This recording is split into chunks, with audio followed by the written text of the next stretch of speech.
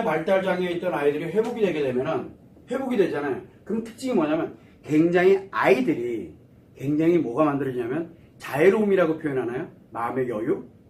그러니까 아프고 힘들었던 사람들에 대한 이 여유가 많아져요.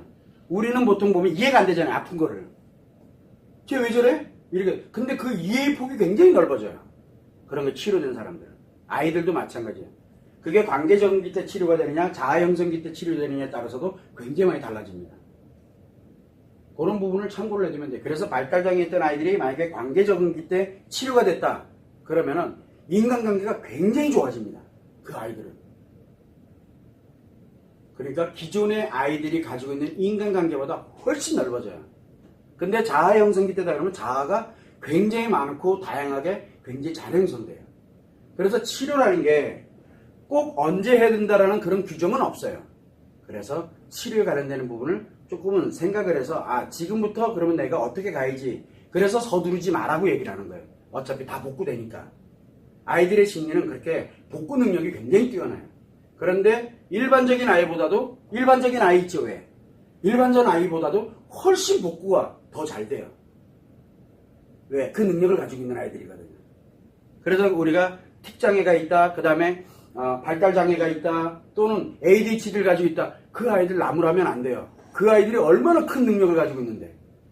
그것이 그 아이의 인생에 엄청난 영향을 줍니다. 인간은 나쁜 것만 존재하지 않아요. 그런 나쁜 것이 있을 때 또 그 반대급부에 좋은 것도 존재하고 있거든요. 그러면 그 크기만큼이 존재하고 있어요. 지금 빨리 전환을 시켜주는 것, 즉 치료가 그래서 필요한 거예요. 그래서 엄마들이 좀 관심을 갖자는 거예요. 아이들이 발달장애라 해서 또는 틱장애라 해서 어떻게 그리고 이놈 자식이 말이야 그렇게 가지 말고 이 아이를 치료하면 그거보다 훨씬 나은 다른 아이들에 비해서 늦은 것 같지만 아니에요. 심리는 굉장히 건강해집니다. 심리가 굉장히 건강해지게 되면 어떻게 되나요? 지적 능력이 굉장히 강화됩니다.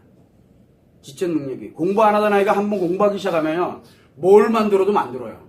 근데 일반 아이들은 1년 걸릴 거를 얘들은 막 몇 개월이면 그냥 다 이뤄요. 막. 그런 능력을 가지고 있는 거예요. 심리장애라는 개념이.